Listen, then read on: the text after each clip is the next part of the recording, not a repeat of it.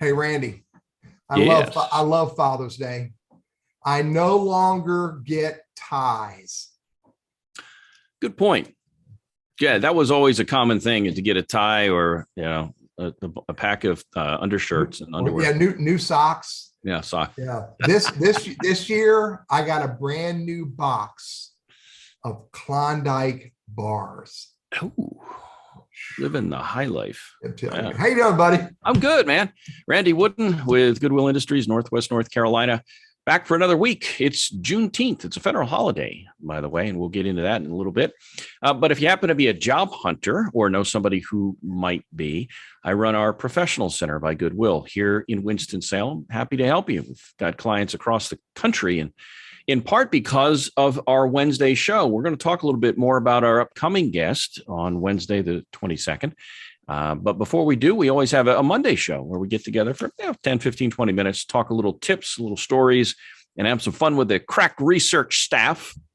That's me, with famous births, deaths, and events. So, Teddy, why don't we tell folks who you are, and then we'll get into some of this research, because there's a ton of it today. Oh, Lord. A lot. I'm not paying for extra, Randy, just so you know. Okay. That's all right. It's on the house. Don't worry about it. You're good. Good. I appreciate you, man. Hey, for those who've never met me, I'm Teddy. I'm a LinkedIn strategist, sales navigator strategist, teaching people how to use those tools as business tools for a company called Burriss Consulting. That would be my wife.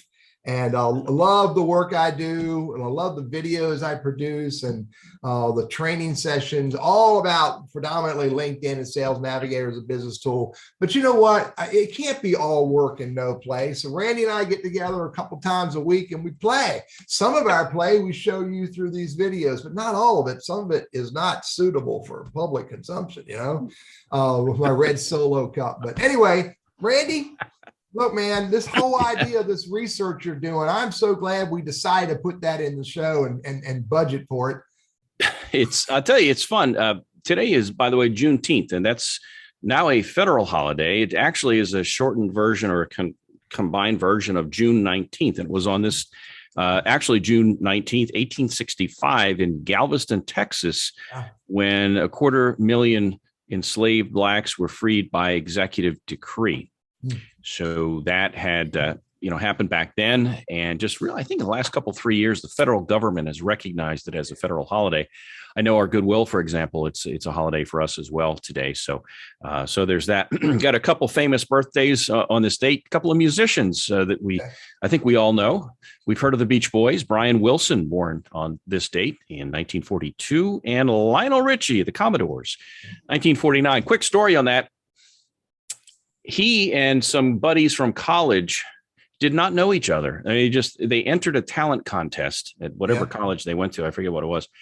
I heard this, I think, with Casey Kasem's, top 40 from years ago. Anyway, they didn't know each other. They entered the contest and they won.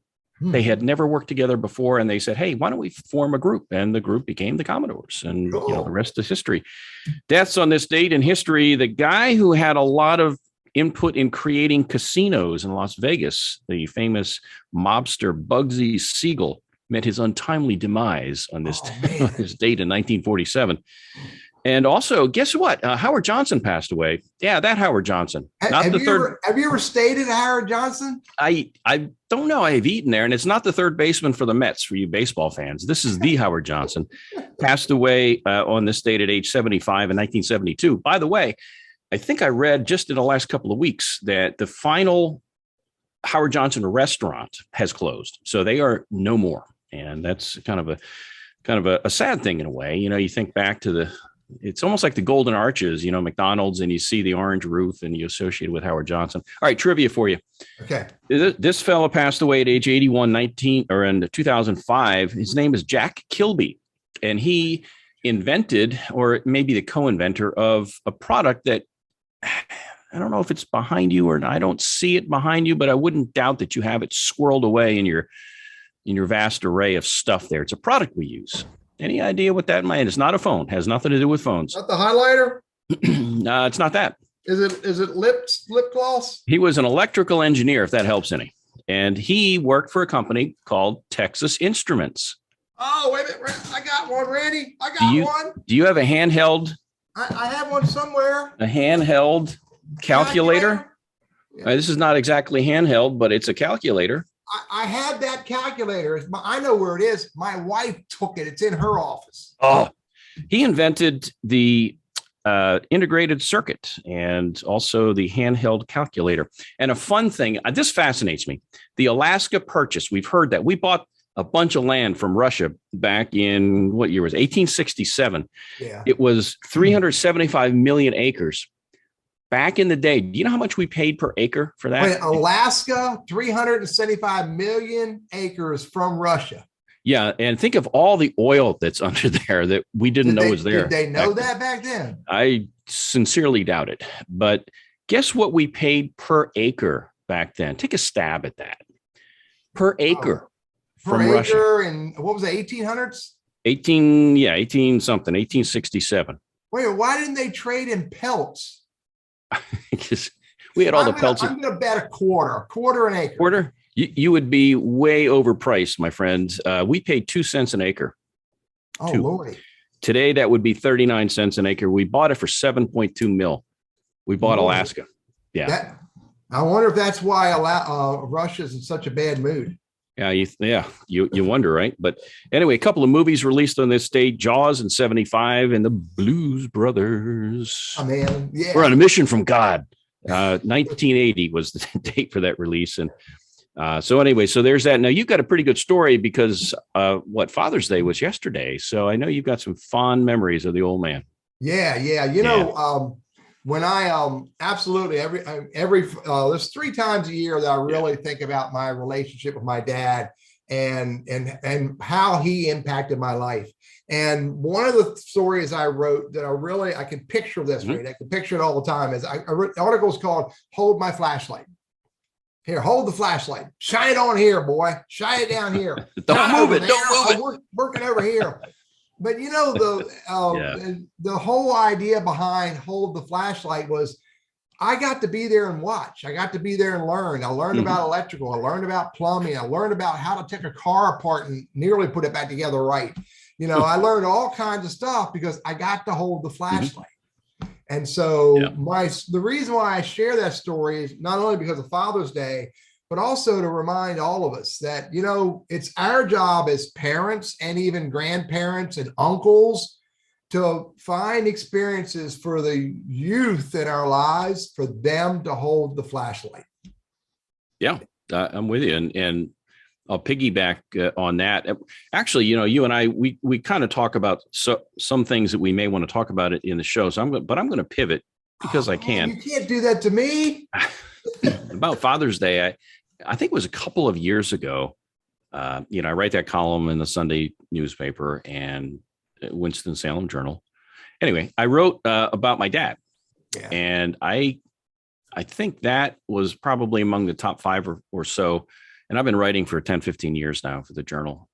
It was because I shared memories, kind of like you said. I mean, it's one thing, you know, somebody buys you stuff, you hear it, and it goes one ear and out the other, but it's the memories. It's the time together. It's playing catch in the backyard. It's tearing a car apart and mostly putting it back together again. It's a lot of those things that we have as memories. And I guess I would just say that, you know, if for a lot of us our age, our parents are gone, they're dead. But if you are alive and you're a father, try to spend some time and create those memories, because those are the things that you know, people will remember versus what you bought them. So great guest coming up, John Pueschel. John is an attorney. He's actually a partner with Womble Bond Dickinson here in Winston, big law firm. John does employment law. And he's going to share some insights and he's not going to answer specific legal, obviously, you know, that they're not going to get into that level of detail, but you know, how has COVID changed things? What's going on in the marketplace? You hear about DEI, and we had Stan Kimmer on a couple of weeks ago, and you know, so what are the laws out there these days? And John has helped us a lot in the past with our professional center, and also with SHRM. So he's a great guy. He's going to shed some light on some things about employment law. So if you have comments, questions, you want to join in, welcome you to do that. A tip here for you. Last week, we had the recruiter, Shane Wilson, on. And, you know, in talking about do's and don'ts, from a candidate standpoint, just do things to stand out. One of the points that Shane made was don't ghost the recruiter. Even if you're not interested in that job, here's the thing, even if you're not interested in that job, you never know when maybe that recruiter moves to a different company, and they have a memory and they remember who stiffed them, so to speak. Plus, even if it's not, the job's not for you, you may know somebody else that it might be a better fit for. So pay it forward, take some time, make the call, create that relationship with the recruiter, because you may not need it today or want it today. But just like you've told me over the years, Sensei, don't wait till you're thirsty to dig the well. Yeah. And so treat people the way you want to be treated. Make that call. Don't ghost that recruiter. Do what you can to keep that relationship alive, even if it's not for this job that they're wanting to talk to you about today. Yeah, absolutely. Hey, here's the other side of that story, Randy. Okay. And I hate that I have to tell the dirty truth, but recruiters are going to ghost you. It's just going to happen. Yeah. So think about it. I talked to an executive recruiter out of the UK earlier this morning. Her name is Tina. And when we were talking, I said, Tina, talk to me about this whole ghosting thing that candidates get so upset about. And by the way, business developers get upset about this too. You pitch a deal and then the client disappears. It happens. And this recruiter, she told me, she said, Teddy, I hate that I have to do it. She says, picture this. When I'm working on a big project for, or multiple big, what's called job recs. The job rec is an opening, requisition. She says, I got 3 or 4 of them going on my dashboards here of, 4 monitors. I got to be managing all these different job openings. She says, I'm sending out hundreds of emails, hundreds of LinkedIn messages, hundreds of voice calls every single day. She says, I'm just pounding them out, trying to get that next great conversation. And she says, what happens is you send 100 messages out for one job and you get 5 people to respond. Well, those 5 are where you're going to focus today, because the other 95 didn't respond, or she decided or discovered that the other 95 are not highly relevant to that job compared to the 5 who did respond. All right. She says, at this point, she says, I do not have enough time to go back to those 95 and say, never mind.